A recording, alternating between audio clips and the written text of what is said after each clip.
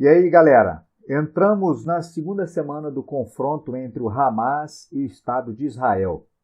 E, infelizmente, nenhum dos prognósticos nos faz crer que a guerra esteja caminhando aí para o seu fim. Pelo contrário, há vários sinais aí de aumento da tensão, inclusive agora com a participação de um outro grupo fundamentalista islâmico que atua no sul do Líbano, que é o Hezbollah.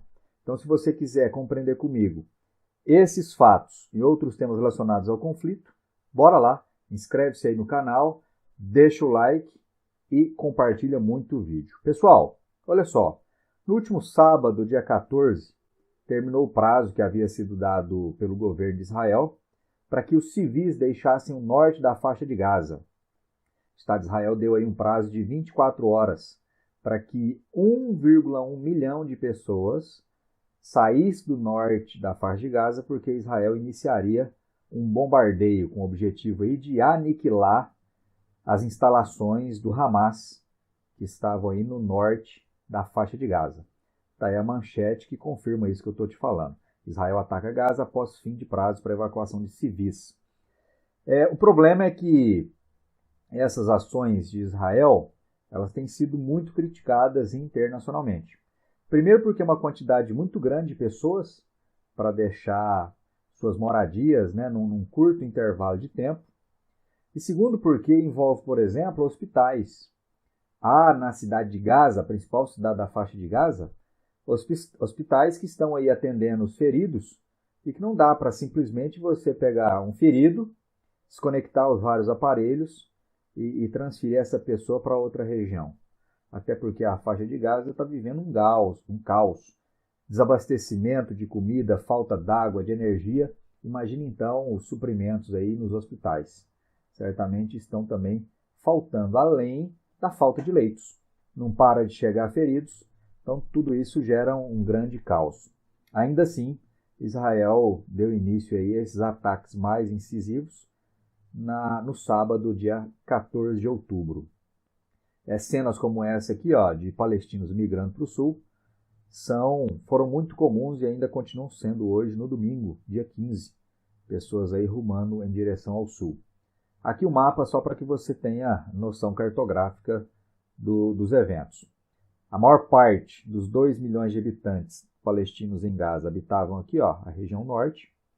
E aí, 500 mil de pessoas estima que já tenha saído do norte e rumado para o sul da faixa de Gaza. Muitos tentam chegar até a fronteira com o Egito aqui, ó, para fugir definitivamente da faixa de Gaza. Daqui a pouquinho eu falo mais sobre essa relação aqui com o Egito. Outro aspecto importante de ser comentado, pessoal, é que muitos palestinos aqui, ó, do norte da faixa de Gaza, eles se recusam a deixar suas casas. Por várias razões. Entre elas está, por exemplo, o fato de não terem condições, do ponto de vista financeiro mesmo, material. Como que essas pessoas vão migrar? Como que elas vão absolutamente assim deixar seus pertences, sua casa e rumar para um lugar que não sabem sequer se terão novas oportunidades de trabalho, né? Onde vão ficar, morar, dormir, se alimentar. Então há pessoas que simplesmente não têm para onde ir e optam por ficar. Em outras situações, há aqueles palestinos que querem ficar no sentido de promoverem realmente uma resistência. Esses, por vezes, raciocinam mais ou menos assim, não vou deixar minha terra para o inimigo tomar conta.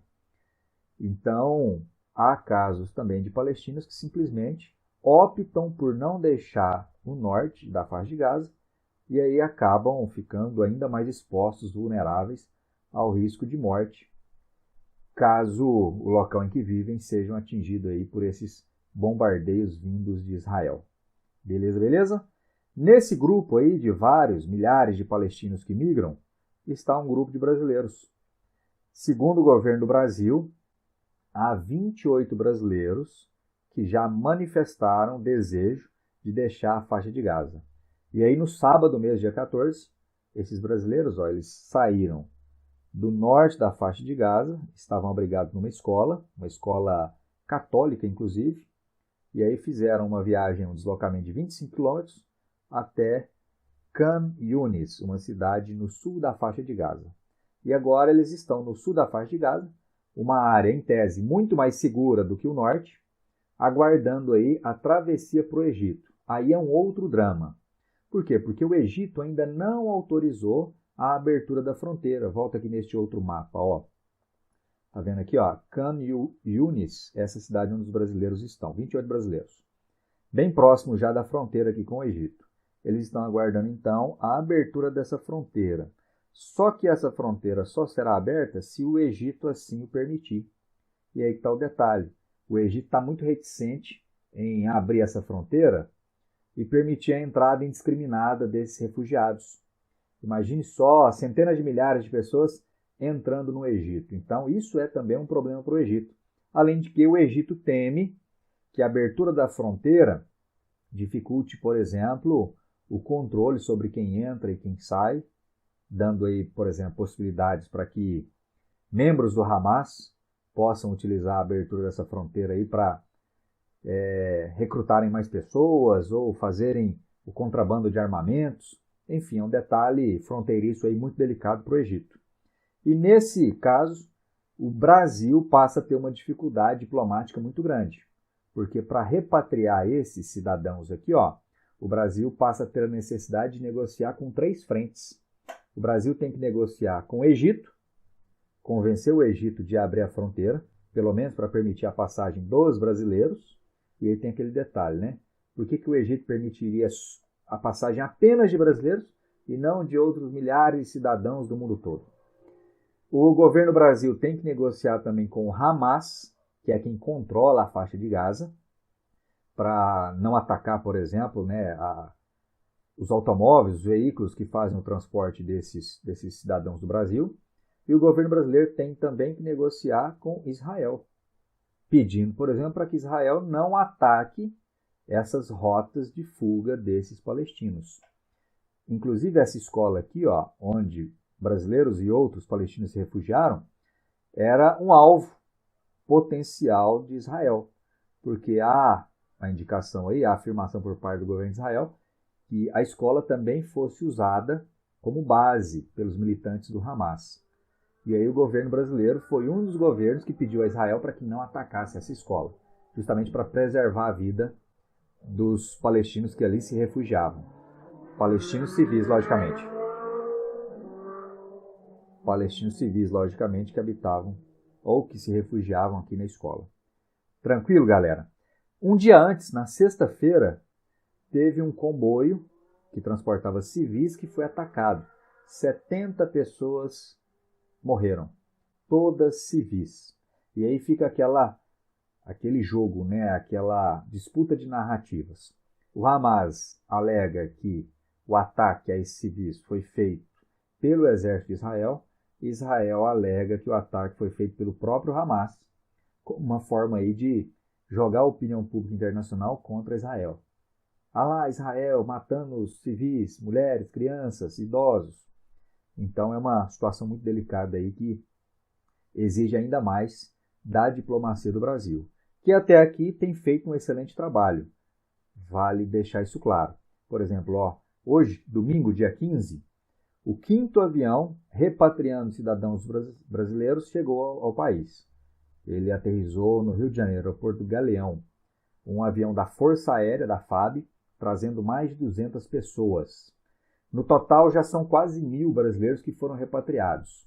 A maioria turistas que estavam em Israel, certo? No caso destes 28 brasileiros, eles não estão em Israel. Eles estão na faixa de Gaza, o que dificulta ainda mais a retirada dessas pessoas de lá. Muito provavelmente, se eles conseguirem, aqueles brasileiros, chegarem no Egito, eles serão trazidos de volta neste avião aqui, ó, que é um avião da Presidência da República. É um avião um pouco menor, modelo Embraer, que tem capacidade para cerca de 80 pessoas. Esse avião, inclusive agora, domingo, quando eu gravo esse vídeo, está em Roma, na Itália, aguardando a autorização do governo egípcio para voar até Cairo, no Egito, e aí poder repatriar ainda mais cidadãos. Beleza, galera? Tranquilo? E aí, como eu disse no início do vídeo, a tensão aumentou hoje, domingo, porque o Hezbollah, que já vinha trocando hostilidades com o exército de Israel, fez o lançamento de alguns foguetes a partir do sul do Líbano, olha o mapa aqui, ó, O Hezbollah atua aqui no sul do Líbano. Então, a partir do sul do Líbano, o Hezbollah fez lançamentos de foguetes contra o norte de Israel. Inclusive, há o relato de um israelense morto. Eu não consegui apurar se é militar ou se é civil. O fato é que um israelense morreu nesse ataque que o Hezbollah fez contra o território de Israel. E aqui, mais uma vez, aparecem as digitais de quem? Olha aqui o cursor do mouse, ó. Mais uma vez aparecem as digitais do Irã, porque o Hezbollah é um grupo também radical, é um grupo que não reconhece Israel e que tem sua origem fortemente ligada ao Irã. É um grupo apoiado, financiado pelo Irã. Tanto é que o Hezbollah, assim como o Irã, é também da vertente xiita do islamismo, certo? Então, qual que é o grande temor do governo israelense, das Forças Armadas de Israel? É que se de fato o Hezbollah entrar na disputa, né, como uma forma aí de defender o Hamas, Israel passe a ter uma dificuldade dobrada, porque aí serão duas frentes de batalha. Uma na faixa de Gaza, contra o Hamas, e uma no norte do território, contra o Hezbollah. O que daria ao conflito uma gravidade muito maior do que a atual. Colocaria em risco muito mais cidadãos que estão aqui no território de Israel, mais ao norte.